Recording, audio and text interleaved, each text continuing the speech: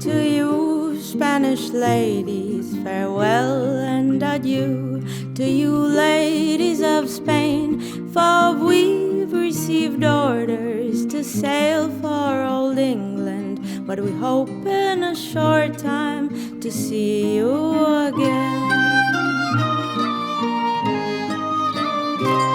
We'll rant and we'll roar like two British sailors. We'll rant and we'll roar all on the salt seas until we strike soundings in the channel of old England. From Euston to Scilly, 'tis 35 leagues.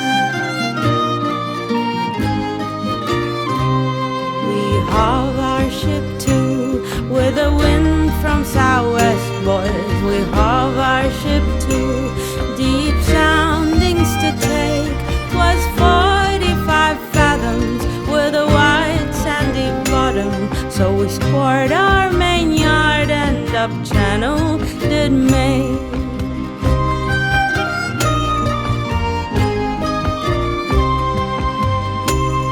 Now let every man drink of his full bumper, and let every man drink of his full glass. We'll drink and be jolly and drown melancholy, and here's to the health of each true-hearted lad. We'll rant and we'll roar like true British sailors. We'll rant and we'll roar all on the salt seas until we strike soundings in the channel of old England. From Euston to Scilly, this 35 leagues.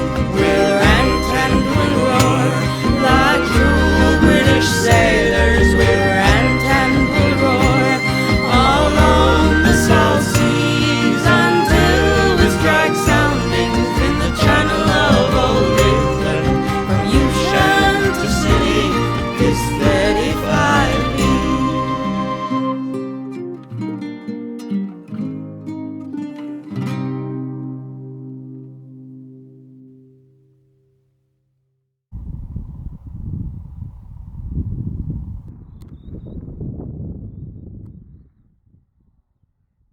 Welcome to this summary of our midsummer expedition to Grand Manan Island, New Brunswick, and then further into the boreal zone into Quebec. All our expedition bases were awesome spots from which to explore the boreal forests and the marine ecosystem.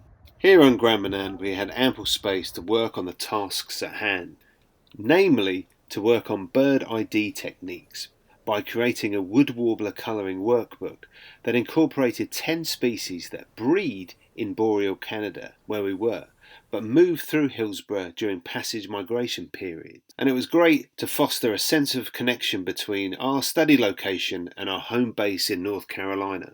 The 10 included yellow warbler, black-throated blue, chestnut-sided, blackpoll and bay-breasted warbler on sheet 1. And on sheet 2 we had palm, yellow-rumped, Cape May, magnolia and Blackburnian warblers. And the research challenge was to try and spot as many warblers on the sheet as possible, and I'll let you know how we got on at the end of the episode. And as there are more than 50 species of wood warbler in North America, we came across several species not included in our colouring sheet, including this black-throated green warbler. And as we were based right on the shore when on Grand Manan, we also studied a little rocky shore ecology and used part of our rental as a field lab where we kept specimen collections. We were right on the shore and had several interesting rock pool areas nearby. And we also experimented with our GoPro camera by using it to record life from under the water, and this helped with the identification of specimens.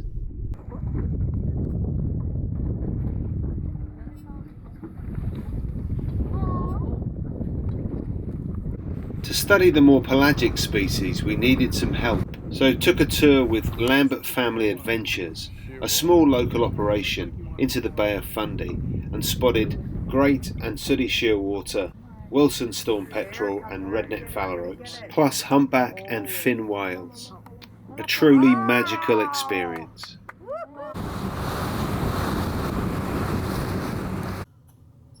When not at our field base or whale watching, we were mostly exploring the wet and foggy Anchorage Provincial Park, with its accessible trails into the boreal maritime forest, which mostly comprised of jack pine, tamarack, various spruces and balsam fir.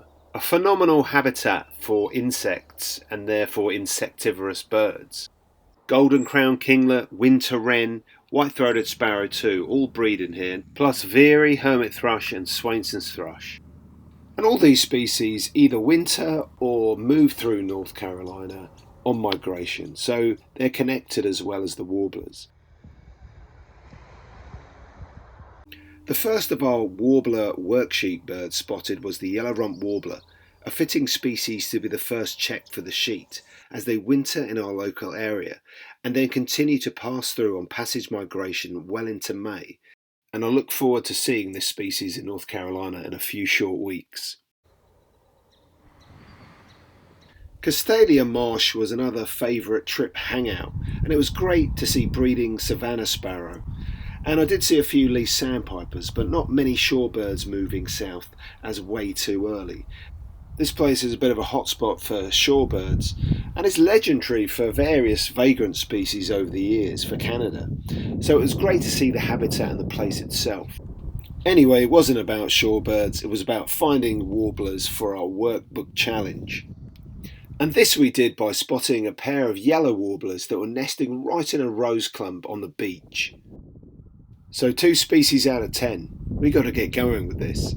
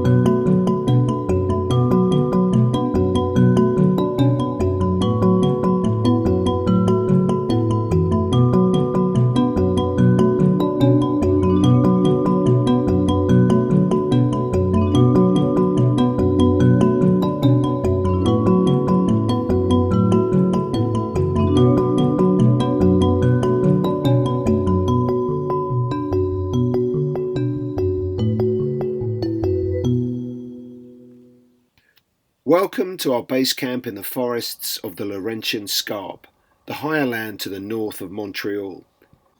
This, in essence, is the start of the boreal forest zone. Does anyone recognise this song from Hillsborough in the early spring?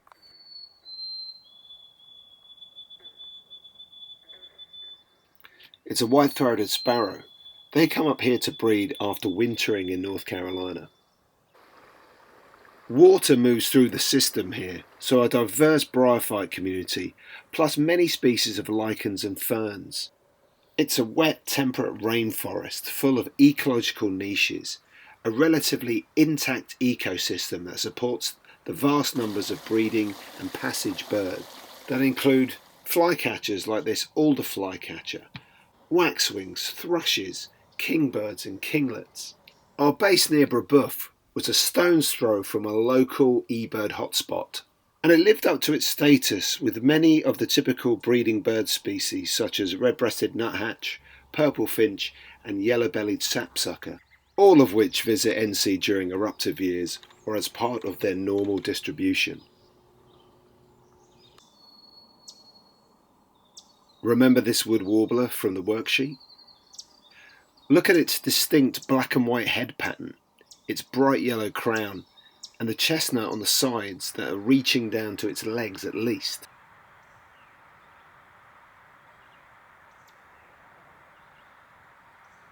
And yes, you got it right, it was a chestnut-sided warbler. Our general warbler total continued to grow with this Nashville warbler, a rare treat as not many through our part of North Carolina during passage migration periods. And the forever moving Canada warblers gave me the runaround for any good moving images. But I was more than happy with this reasonable record shot of the representative of Canada's warblers that wasn't included in the worksheet. Talking of the worksheet, our final two warblers were a magnolia and a Blackburnian, which proved tricky to film but photographed well enough to ID here. The Blackburnian was a first-year female. Note the dark cheeks surrounded by pale yellow, plus a partial eye ring and pale stripes on the back, features clearly visible in this record shot. So the grand total of this little expedition research challenge was 5 out of 10, so half the species on the worksheet, so I'm pretty happy with that. And our final 5 were yellow warbler, yellow rumped, chestnut-sided, magnolia and Blackburnian warblers. And I hope to catch up with the other half next time. Well, thanks for watching. In the next episode we're back in NC tracking down some migrating shorebirds. Patience and timing allowing pretty close views of various species, and I look forward to sharing that with you. In the meantime, I'll leave you with some iconic Canadian species not closely related to wood warblers.